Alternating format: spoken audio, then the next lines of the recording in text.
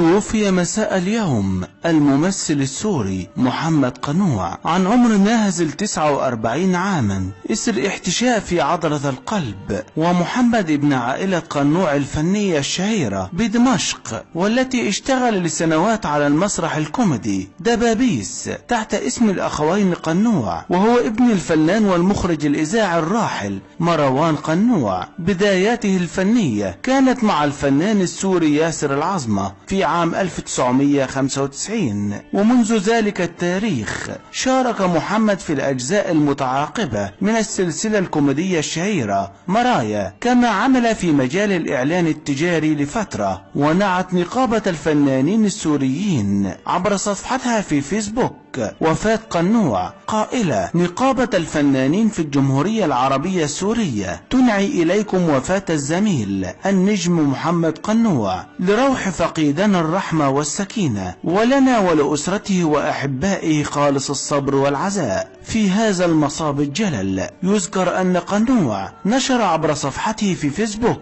يوم أمس ذكرى وفاة والده قائلا: يا هلالا غاب عن عيني وراح تاركا في القلب نارا، واستراح رحمك الله وعوضك الجنة. والنجم الراحل من أكثر الوجوه الفنية المعروفة لدى السوريين، وشارك مع الفنان ياسر العظمة في أغلب أجزاء مسلسل مرايا، بالإضافة إلى دوره في مسلسل باب الحارة. وشكلت وفاة قنوع صدمة في الأوساط الفنية والشعبية السورية. ونعى ياسر العظمة الفنان الراحل بمنشور على فيسبوك قائلا: يا حبيبي يا محمد، رحمة الله عليك، إنا لله وإنا إليه راجعون.